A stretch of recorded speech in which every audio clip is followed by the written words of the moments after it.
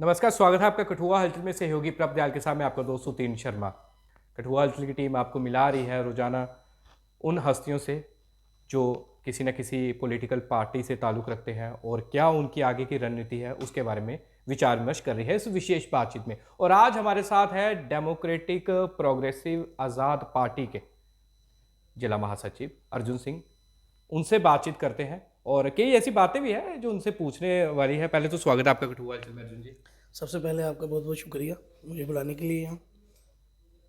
अर्जुन जी, कांग्रेस में थे, सवाल ही पहला, कांग्रेस में थे, इतना काम किया कांग्रेस में, इतना दूर तक पहुंचाया कांग्रेस पार्टी को, तो फिर क्या ऐसा आन बनी कि आपने कांग्रेस पार्टी छोड़ी और डेमोक्रेटिक प्रोग्रेसिव आज़ाद पार्टी का दामन थामा? सबसे पहले मैं आपको ये बता दूं कि जब मैं कांग्रेस में था या जब मैं कांग्रेस में गया तो एक दिमाग में एक बात होती है कि बंदे का कोई ना कोई ऐसा चेहरा जिसको देख के किसी पार्टी में शामिल होना या किसी को अपना आइडल मानना। तो वो कांग्रेस में भी गुलाम नबी आज़ाद साहब थे जिनकी वजह से मैं कांग्रेस में गया। तो सोचता था जब छोटा था तो सोचता था कि जाना तो मैंने मतलब एंटी बीजेपी मतलब बीजेपी के साथ नहीं जाना है, कभी अलग जाना है। तो कांग्रेस विकल्प था मेरे लिए बड़ा अच्छा। सेकुलर सोच थी, सेकुलर पार्टी थी कि हमारी भी सेकुलर सोच है। तो आज़ाद साहब थे तो आज़ाद साहब को शुरू से ही आइडल मानते आए हैं। उनकी राजनीति हमेशा ही धर्म के प्रति नहीं रही, हिंदू के लिए, मुसलमानों के लिए, सिखों के लिए, ईसाइयों के लिए, हर धर्म के लिए वो पॉजिटिव और बराबर सोचते हैं। तो वो आपने उनके काम देखे भी हैं जो उन्होंने चीफ मिनिस्ट्री के दौरान अपने किए हैं या उनके काम बोलते हैं।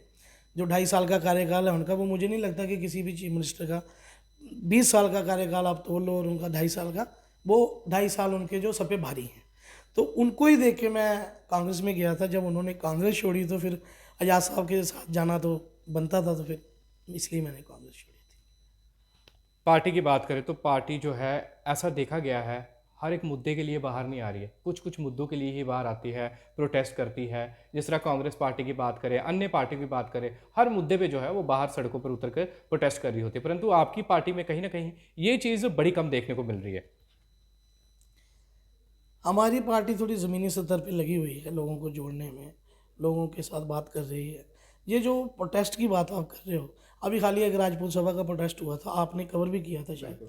तो उस पे हमने बड़ा तगड़ा हमारा प्रोटेस्ट था और कोई 10 20 50 लोगों का प्रोटेस्ट नहीं था। कम से कम मिनिमम 1000 के करीब लोगों का हमारा जो प्रदर्शन था जो हमने किया था। दूसरी बात, आपको पता है कि कोरोना की वजह से लोग बड़े काम धंधे लोगों के बंद हो गए हैं। तो हमें पीछे से भी दिशा निर्देश यही है कि इतना परेशान नहीं किया जाए लोगों को। कोई बड़ा मुद्दा अगर मिले तो उसी पे प्रोटेस्ट करो। आए दिन छोटे छोटे मुद्दों पे प्रोटेस्ट मैं नहीं समझता कोई अच्छी बात है। लोगों को परेशान किया जाए रोड रोक के या ये वो।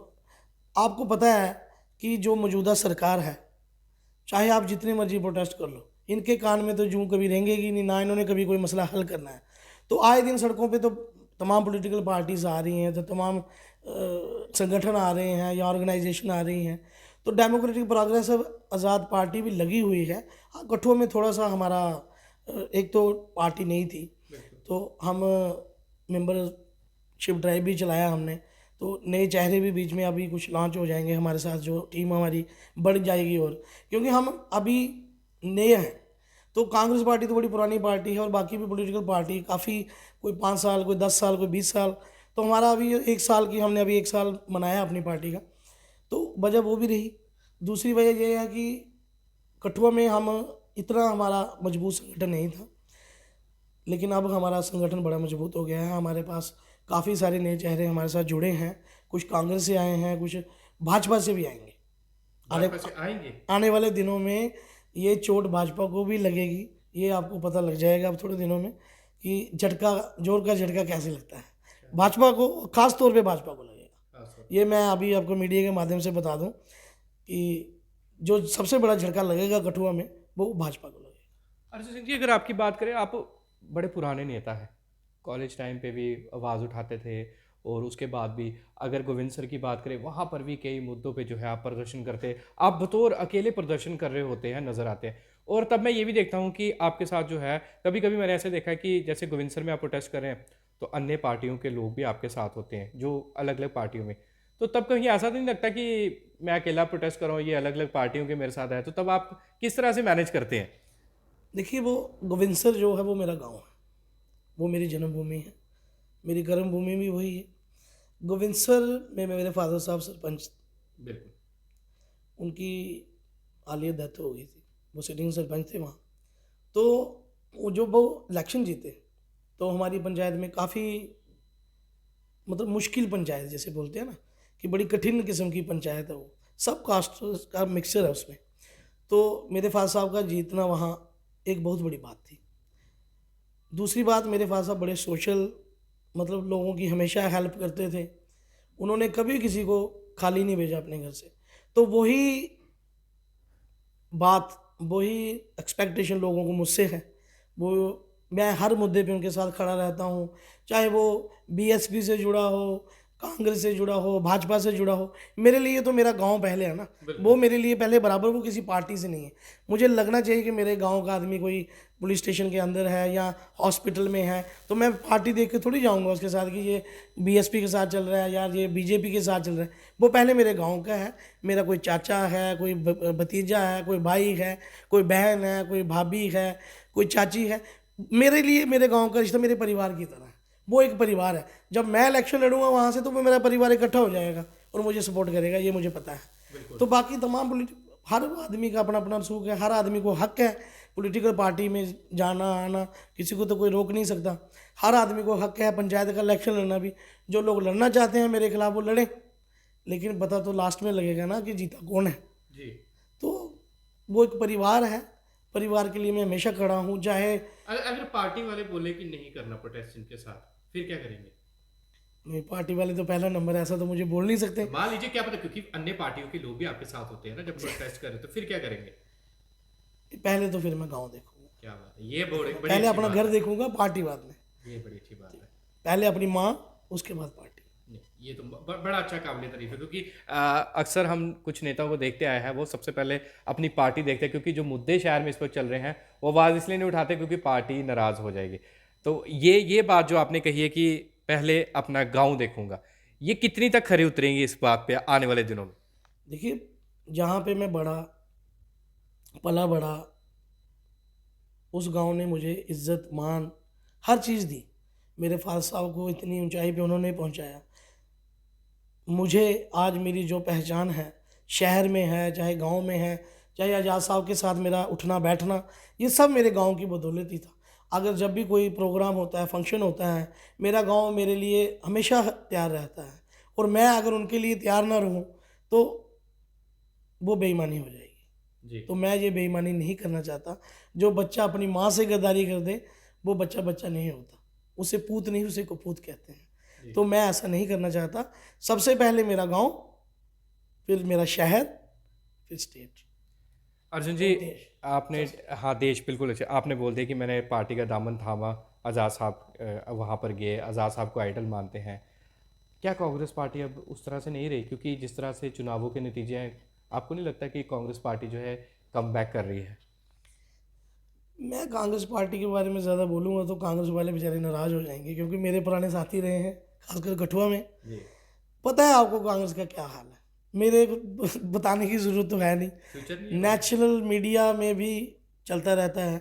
देखो, कांग्रेस ने सोच नहीं बदली, वही पुराना ढांचा आज तक रखा हुआ है, वो बदलेगा नहीं। कि एक ही आदमी के पीछे आपने सारी चाटुकारिता लगा रखी है, बदलने की ज़रूरत है। कुछ नए चेहरे आगे लाने चाहिए, कुछ जो रसूखदार लोग हैं, जिनके पीछे लोग हैं। अब देख लो, जम्मू कश्मीर में बिना आजाद साहब के कांग्रेस क्या करती है, ये आने वाले दिनों में आपको पता लग जाएगा। जिस आदमी ने 1-2 सीटों से आपको गवर्नमेंट आपकी खड़ी कर दी, अगली बार आपने उसकी काबिलियत को काबिलियत नहीं समझा, तो फिर मैं नहीं समझता कि पार्टी की सोच क्या है, या राहुल जी क्या सोचते हैं, ये उनकी सोच होगी। क्या बड़े नेता हैं, भारत जोड़ो यात्रा कर रहे थे, आपने देखा, आप तमाम मीडिया वाले कवर कर रहे थे लखनपुर से लेके, लेकिन आपने एक चीज़ नोट नहीं की, लखनपुर में जब आप गए तो माननीय हमारे चौधरी लाल सिंह जी भी वहाँ गए।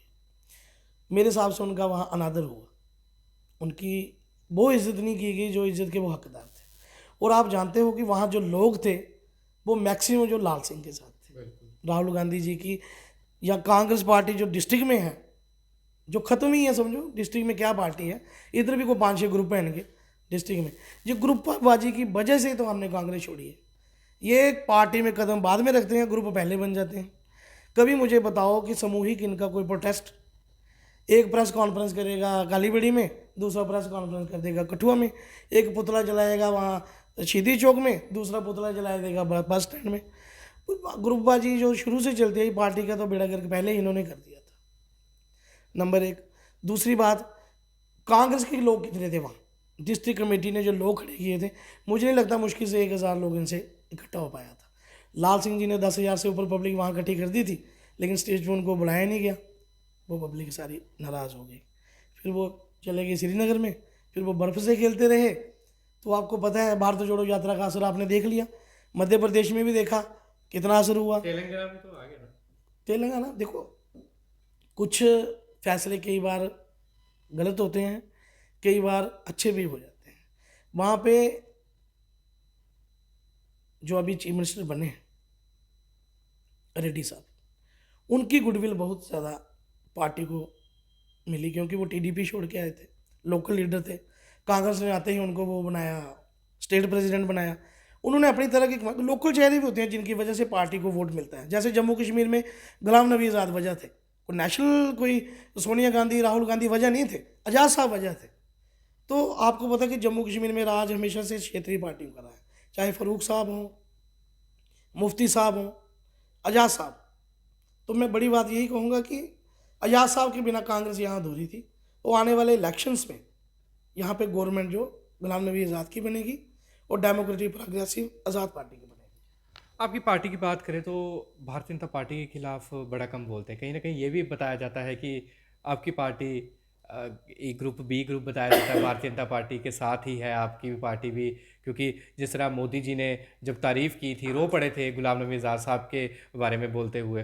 तो कहीं ना कहीं ये तो नहीं है कि अंदर से सब मिले हुए हैं भारतीय जनता पार्टी के साथ, डीपी एपी के जितने भी कार्यकर्ता है। देखो, ये बात अगर होती तो जब राजपूत सभा का मुद्दा हुआ तो बीजेपी के खिलाफ हमने बोला। जब बुलडोजर चले लोगों के घर पे, आज़ाद साहब खुद सामने आए, उन्होंने किया, उन्होंने इसमें हस्तक्षेप किया, तो ये कार्रवाई बंद हुई। जी। देखो, कांग्रेस के पास ना जम्मू कश्मीर में कुछ पाने को है, खोने को तो है ही कुछ नहीं। जिनके पास कुछ नहीं वो खोएंगे भी क्या। बाकी जो विनर कैंडिडेट हैं जो जीते हुए थे, मैक्सिमम वो आज़ाद साहब के साथ आ गए। जिनकी जमानतें जब्त हो गई वो कांग्रेस में ही रहे। दूसरी बात, कांग्रेस ने ही एक नाम दिया है कि सी टीम है, बी टीम है। ये टीमों शीमों का चक्कर तो दूसरी पार्टी ने लगाया हुआ ना। क्यों लगाया है, इसके पीछे कभी मीडिया ने कभी सोचा नहीं। वो इसलिए लगाया है क्योंकि आज़ाद साहब के आने से जम्मू कश्मीर में एक तराहट पैदा हो गई है कि ये आगे हैं, हमारा क्या होगा। क्योंकि जब आज़ाद साहब सेंटर में चले जाते हैं ना, थोड़ी सी इनको राहत मिल जाती है कि हाँ अभी उमर साहब बन जाएंगे, महबूबा जी भी बन जाएंगे। अब आज़ाद साहब के आने से एक टेंशन सी पड़ गई इनके दिमाग में कि अब आज़ाद साहब आ गए तो लोग तो आज़ाद साहब को सपोर्ट करेंगे। क्योंकि आज़ाद साहब ही जम्मू कश्मीर के ऐसे नेता हैं जिनको हिंदू, मुस्लिम, सिख, ईसाई, हर वर्ग का लोग, गरीब, अमीर, दिहाड़ीदार, हर वर्ग के लोग, किसान आज़ाद साहब को पसंद करते हैं। चाहे लंबड़दार, उनका मुद्दा भी आज़ाद साहब ने हल किया था। या ये एसपीओज 18-18 हज़ार ले रहे हैं, इनकी भर्ती भी आज़ाद साहब ने की थी।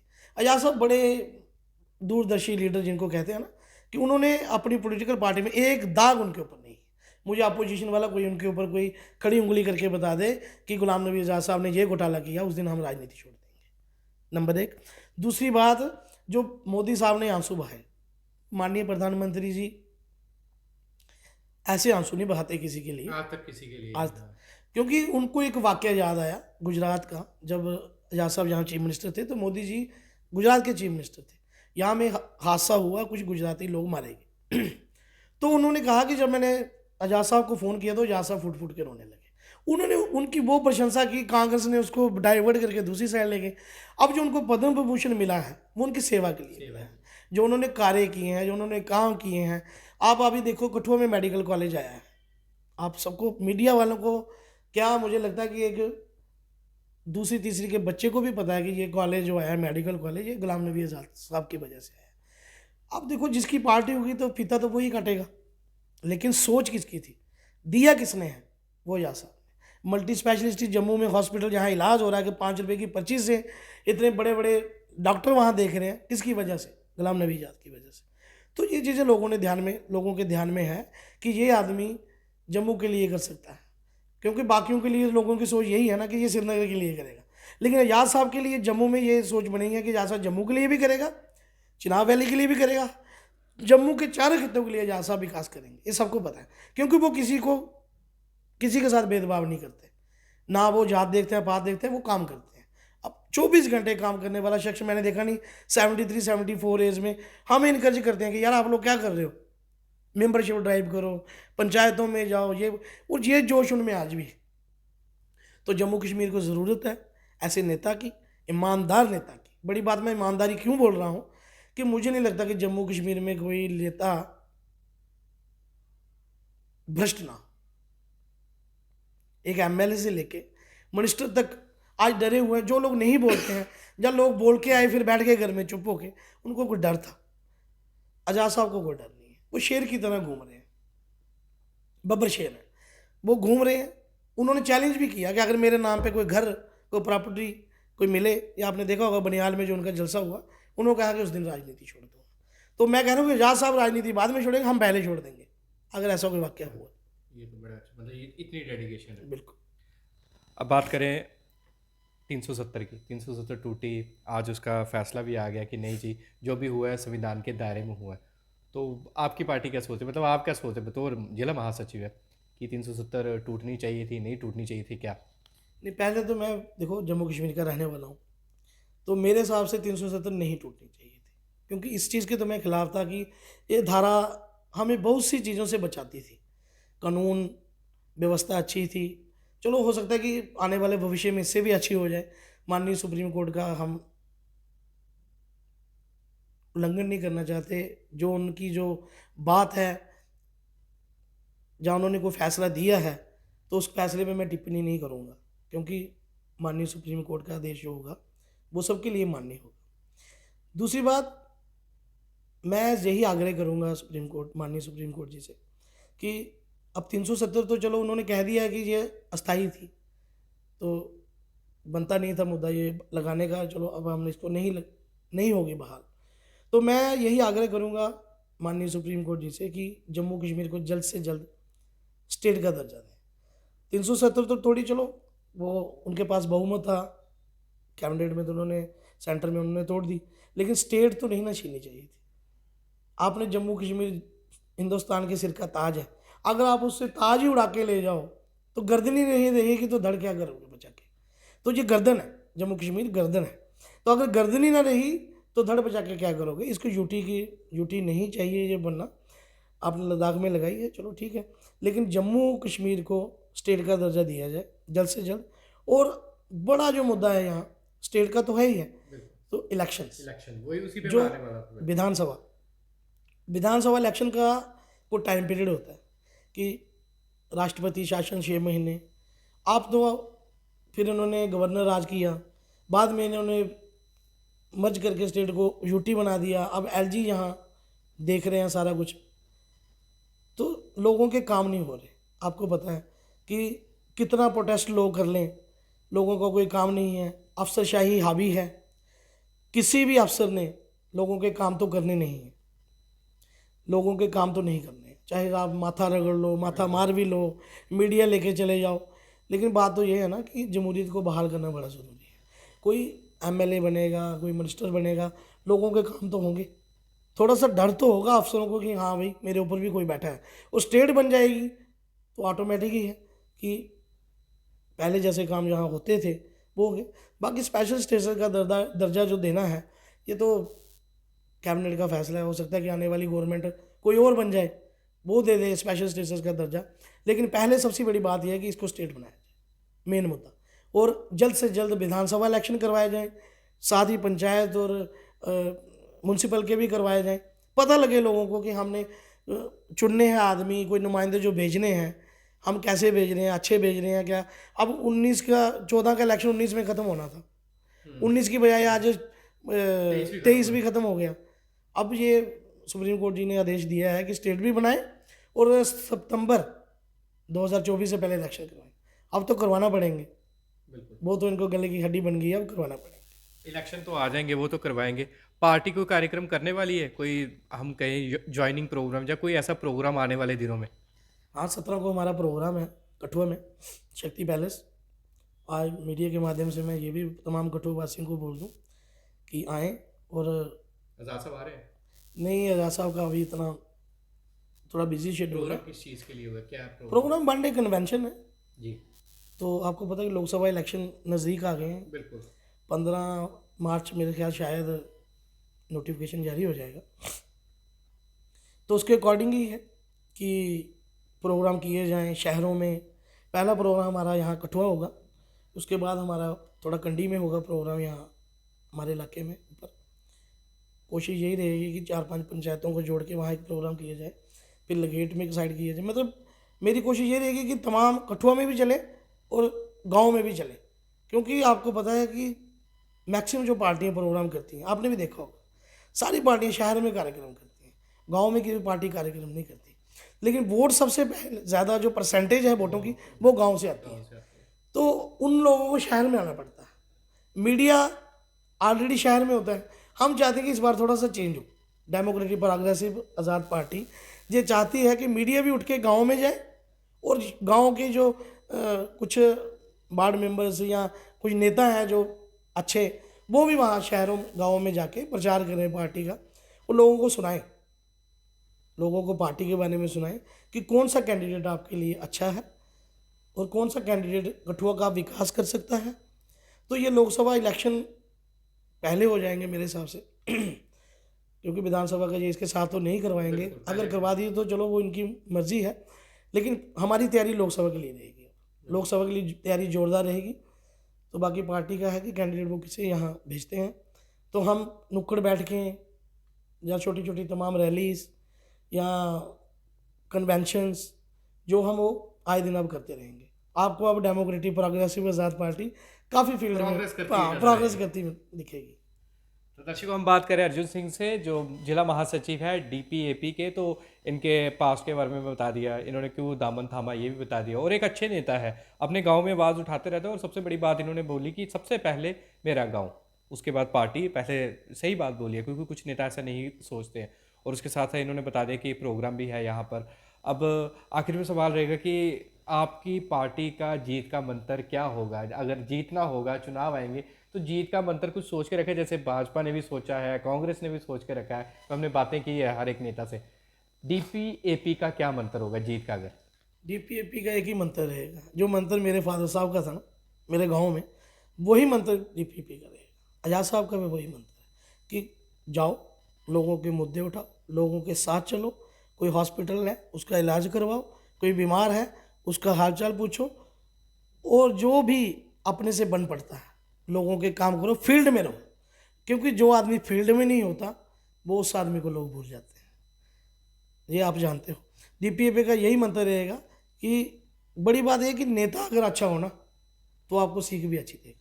तो आज़ाद साहब मेरे हिसाब से, या कठुआ की जनता भी यही सोचती है, ऐसी बात नहीं है, आज़ाद साहब के लिए कोई बुरा नहीं सोचता।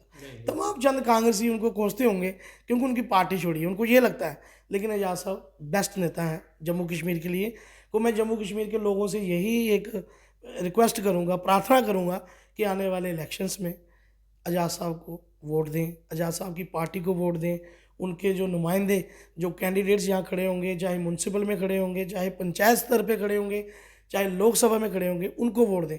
कि अगर आपने कठुआ की तरक्की करानी है या जम्मू कश्मीर की तरक्की करानी है तो आज़ाद साहब को वोट लाना बड़ा ज़रूरी है जम्मू कश्मीर में।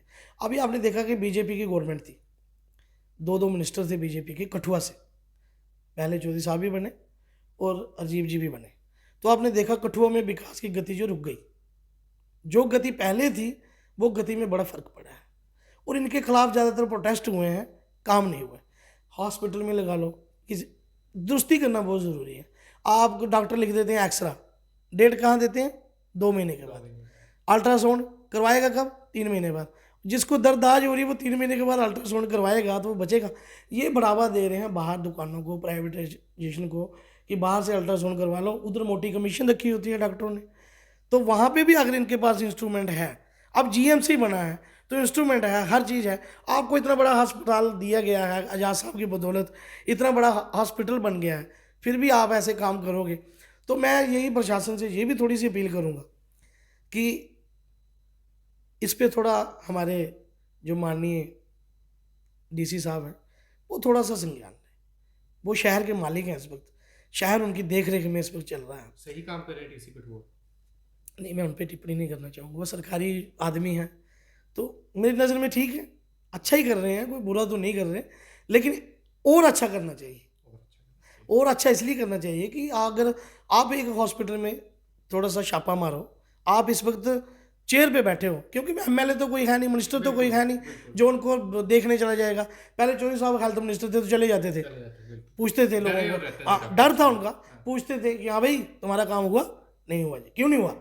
तो अब डीसी साहब ने थोड़ी सी कमर कसनी चाहिए, जब तक इलेक्शन ना हो तो डीसी साहब ने कोई अपना कड़ा रुख तैयार करना चाहिए, पूछना चाहिए वहाँ पे प्रिंसिपल मैडम को, जो वहाँ पे अथॉरिटीज़ हैं, कि भाई मरीज के आज दर्द हो रही है, आप 3 महीने के बाद अल्ट्रासाउंड करोगे, इस दौरान अगर मरीज मर गया तो उसकी जिम्मेवारी कौन लेगा? अब तो आपको पता, हमने एक पहले प्रदर्शन भी किया था इस पर, तो हॉस्पिटल के कान में जूरेंगे ही नहीं, उन्होंने कुछ किया नहीं, तभी वो धड़ल्ले से कर रहे हैं। अभी उन्होंने आधार कार्ड सिस्टम चला दिया कि पर्ची बनाने के लिए आधार कार्ड दो।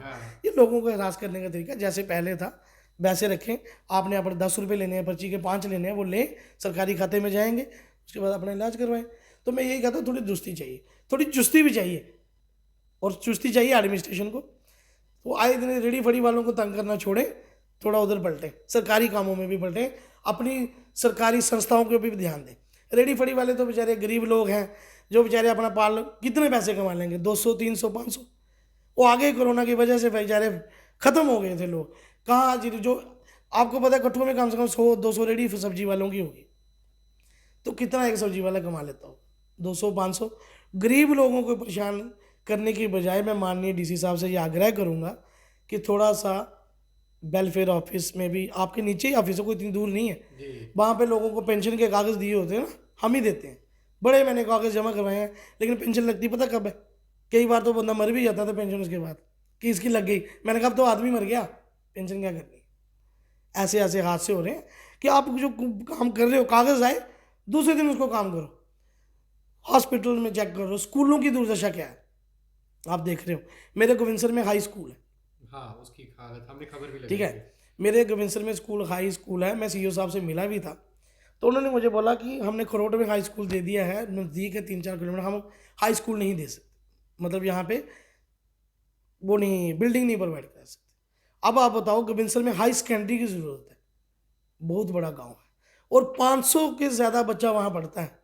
खरोट में मेरे हिसाब से 50 बच्चे नहीं पढ़ते, आप कभी भी चेक कर लेना। तो डीसी साहब ने ये चीज़ें ध्यान रखनी चाहिए, बातें सोचनी चाहिए कि यार यहाँ बच्चे ही नहीं हैं, आपने वहाँ हाई सेकेंडरी दे दी, और जहाँ बच्चे हैं वहाँ आपने 10th का स्टैंडर्ड का स्कूल भी वो प्रॉपर वे में नहीं बनाया। अभी मेरे फादर साहब जब उनकी डेथ हुई तो वहाँ पंचायत का एक बड़ा हॉल था, मतलब 30 बाई 30 का ही शायद, तो उन्होंने वो गिफ्ट किया स्कूल वालों को, आप पूछ सकते हो, वहाँ पंचायत का बनाया, पैसा भी पंचायत का लाया, 4-4.5 लाख मेरे फादर साहब ने स्कूल में उनको चाबी दी। लेकिन जब चाबी देनी थी तो उसके पहले मेरे फादर साहब की डेथ हो गई। तो फिर 13वां जब उनका हुआ, उन्होंने मुझे बुलाया कि आप, हम आपके हाथों से लेंगे। मैंने कहा नहीं, जो हमारे जो नायब सरपंच है, अथॉरिटी से उनसे पूछो, हम तो निकलेंगे नहीं घर से। फिर उनको चाबी वहाँ पे उन्होंने, हमारे पंचायत वालों ने दी, अपना कमरा। और गोविंदसर ऐसा गाँव है, सबसे ज़्यादा वोट है वहाँ, 2500 से ज़्यादा, मतलब 2500-2600 के करीब वोट होगा। बड़ी पंचायत है, इतनी बड़ी पंचायत मुझे नहीं लगता इधर सराउंडिंग एरिया में कहीं होगी, लेकिन वहाँ जम्बना जाए, वहाँ पंचायत घर भी नहीं है, बहुत बड़ी बात। औद्योगिक का भी बड़ा मसला है, इंडस्ट्री पोल्यूशन का मसला है, ये सब मसले हैं, लोग परेशान हैं। क्रिएट किसने किया? इंडस्ट्री वहाँ लगवाई किसने? हायर अथॉरिटीज़ ने लगवाई है। तो इनको लोगों की प्रदूषण, लोगों की सेहत का ध्यान रखना किसका काम था? प्रशासन का। अब एक आदमी जो बोले या उसके पीछे 10 आदमी बोले, प्रदर्शन करके घर चले गए। अब कोई इतना बेचारा बेला तो है नहीं कि लोगों की बार बार दिन वो दिहाड़ियाँ ख़राब करता रहे, प्रदर्शन ही करता रहे। डिपार्टमेंट ने जो सोचना तो चाहिए। बिल्कुल। कि यार लोगों की सेहत खराब हो रही है, लोग बचेंगे ही नहीं तो प्रदर्शन कैसे करेंगे, लोग बचेंगे नहीं तो लोग बोलेंगे कैसे। विकलांग बच्चे वहाँ पैदा हुए हैं, हाँ वो बहुत से विकलांग बच्चे गोविंदसर में पैदा हुए हैं, पोलियोग्रस्त, बीमारीग्रस्त। वहाँ आपके पिछले 2 साल में आपने कवर किया, डेंगू इतना फैल गया था कि बुरी हालत थी, गंदा पानी आ गंदगी। रहा है फैक्ट्री अभी से। मैंने एक प्रदर्शन किया हाँ था, हम आपके साथ हैं, बिल्कुल हाँ। वो आप ही साथी थे, वो नाले का पानी फसलों में जा रहा था। अब जो फसल वो तैयार होगी, अब वो पानी का मसला हो गया सही। आए थे ऑफिसर, थोड़ा सा नाले को उन्होंने तोड़ मरोड़ के किया सीधा, बाकी तो उन्होंने कुछ किया नहीं। मसला क्या है, वो रेलवे की जगह थी, रेलवे की जगह थी, उन्होंने अपना नाला सीधा किया। लेकिन स्टेट गवर्नमेंट को भी चाहिए ना, प्रशासन के पास इतना पैसा है, ये जो प्रोग्रामों पे खर्च कर रहे हो आप, कि बड़े बड़े ताम झाम लगा के कि हाँ गुणगान करने में लगे हुए हो सरकार का, तो कुछ पैसे वहाँ लगा दें, कुछ पैसे वहाँ लगा दें, कोई डेवलपमेंट हो जाए। अगर आप डेवलपमेंट करवाओगे तो लोग बोलेंगे नहीं आज हमारे डीसी साहब अच्छे हैं, बड़ी डेवलपमेंट करवा रहे हैं। मैं ये नहीं कहता कि वो अच्छे नहीं हैं, बड़े अच्छे हैं, लेकिन बहुत ज़्यादा अच्छे होने चाहिए, ताकि लोग निकले वो गाड़ी से, लोग उनकी वाहवाही करें कि वाकई कोई डीसी शहर में आया है, ये लोगों को परेशान करने की बजाय लोगों के काम कर रहा है। तो मैं यही कहना चाहूँगा, बाकी उनका अपना स्टाइल है काम करने का। मेरा यही है, उनको एक सुझाव रहेगा कि being a Kathua person, Kathua का एक बाशिंदा होने के नाते, कि थोड़ा सा इनको रेडी फड़ी गरीब लोगों को तंग करने की बजाय आप थोड़ा सरकारी मशीनरी पर अटैक करें। डीसी साहब छापे मारे स्कूल में, मैं कहता हूँ कि विंसर स्कूल में भी आए, वहाँ पे देखें कि कमरे कितने और बच्चे कितने। कई बच्चों को बाहर क्लासेस में बैठना पड़ता है, टाट में बैठना पड़ता है, डेस्क नहीं, इंफ्रास्ट्रक्चर नहीं, तो वो उस चीज़ों पे ध्यान नहीं है गवर्नमेंट का या इनका ऑफिसर्स का ध्यान नहीं है। अगर कोई एमएलए होता है या मिनिस्टर होता हम बात करते, पॉलिटिकली होता तो हम बात करते। अब हम बड़ी बार पहले जो राहुल यादव जी जिला वो थे यहाँ, तो उनको मैं गोविंदसर में भी लेके गया, स्पेशल गलियाँ दिखाई, हमारी गलियों की हालत बड़ी ख़राब है, दिखाई। तो मैंने कहा ये 5-7 लाख रुपए लगेगा, आप इसको थोड़ा सा नाले को अगर, उन्होंने कहा हो जाएगा। तो इनके डीडीसी के जो 22 चेयरमैन हैं, बबलू जी मेरे बड़े भाई हैं, तो रिश्तेदारी भी है उनके साथ, लेकिन उनसे भी मैंने आग्रह किया कि एक पंचायत के सरपंच के बेटे होने के नाते कि इस नाले को आप आगे करें। उन्होंने मुझे कहा हाथ खड़े कर दिए कि मेरे पास पैसे नहीं है। अब आप सुनाओ कि डीडीसी के 22 चेयरमैन के पास पैसे नहीं हैं, तो फिर किस आदमी जो आपने जीत के भेजे, कुर्सी पे बिठाए, जिनको प्रोटोकॉल मिला है, उनके पास पैसे नहीं है, तो पैसे कहाँ से आएंगे। तो मैं यही कहना चाहूँ इसकी दुरुस्ती करें, कि ताकि नहीं तो आने वाले इलेक्शंस में तो इनका तो सुपड़ा साफ तय है, ये तो आपको पता है। और जो पुरानी पार्टीज़ हैं, लोग उनसे भी फेड अप है, लोगों को पता है कि यार वही यार पुराना वही, ये कुछ नहीं करेंगे यार। तो अब नई सोच, नया विचार, नई सोच, नई विचार, नई दिशा और नया जम्मू कश्मीर बनाने के लिए आज़ाद साहब को वोट करें। मैं लोगों से यही अपील करूंगा कि आने वाले इलेक्शंस में आज़ाद साहब का साथ दें, कठुआ में वो चेहरे चुने ईमानदार हों, अच्छे हों। मैं ये नहीं कहता कि हमारा कोई कैंडिडेट होगा मैं उसको वोट, आपको जो अच्छा लगता होगा उसको वोट दें। मैं तो यही सीधा कहूँगा, मेरा कैंडिडेट करप्ट होगा तो मैं कभी उसकी सपोर्ट नहीं करूँगा। पहले नंबर तो हमारा विरोध है कि इसको टिकट मत दें, अगर दी भी है तो इसको टिकट काटो, ईमानदार चेहरे को दो। और कठुआ से लोगों को भी अपील करूँगा कि जो हवा के रुख में वोट देते हैं ना, उनके काम करने को दिल्ली से यहाँ बंदा नहीं आएगा। फिर आप लोगों को मीडिया को बुला के नालियाँ दिखाओगे, प्रदर्शन करोगे, उससे बेहतरी ये है कोई अच्छा आदमी चुन लो, किसी भी पार्टी का हो, उसको वोट करें। जय हिंद, जय भारत। तो दर्शकों, ये थे मेरे साथ अर्जुन सिंह, जिला महासचिव डेमोक्रेटिक प्रोग्रेसिव आज़ाद पार्टी के। बेखौफ बोलते हैं बिना डर से, और हमेशा जब भी इनसे बात की है, जब भी हमने इनके प्रोग्राम कवर किए ना, तो ये नहीं कि डर डर के किसी के बारे में टिप्पणी करते हैं, और बोलते भी सच है, हमेशा सच्चाई के साथ चलते हैं और सच्चाई के लिए ही आवाज़ उठाते हैं, ना कि झूठ के लिए, ना ही कोई प्रोपोगंडा क्रिएट करके जैसे कुछ पार्टी के नेता करते हैं। और साथ में इन्होंने ये भी कहा कि अब नया जम्मू कश्मीर बनाना है, नई सोच के साथ, नई दिशा के साथ, और आज़ाद साहब के साथ चलते हैं छाना बिछाना। और इनका ये कहना था आगे भी चलते रहेंगे, पर सबसे ज़रूरी बात यह है कि पहले जो गोविंदसर के लोग ये देख रहे हैं, पहले अपना गाँव देखेंगे, उसके बाद जो है ये सारी चीज़ों को जो है देखेंगे, चाहे वो पार्टी की बात कर ले, चाहे ये अन्य लोगों की बात करें। तो बड़ा अच्छा लगा अर्जुन सिंह जी से बात करके, युवा नेता है, और इसी तरह अर्जुन सिंह जी आप आवाज़ उठाते रहें, तो आने वाले दिनों में देखेंगे कि किस तरह से जो मसले हैं लोगों के वो ये पार्टी हल करती है और बतौर अर्जुन सिंह हल करते हैं। एक बार फिर से मुलाकात करेंगे हम अर्जुन सिंह जी के साथ। फिलहाल आज बड़ी लंबी बातचीत हुई और कई बातों को जो है उन्होंने साफ स्पष्ट रूप से बता दिया। तो शुक्रिया अर्जुन सिंह जी हमारे स्टूडियो में आने के लिए। तो दर्शकों, अगली बार मिलेंगे किसी और शख्सियत के साथ। तो बने रहिए कठुआ हलचल के साथ। मैं आपका दोस्त सुतीन शर्मा सहयोगी प्रभ दयाल के साथ। जय हिंद।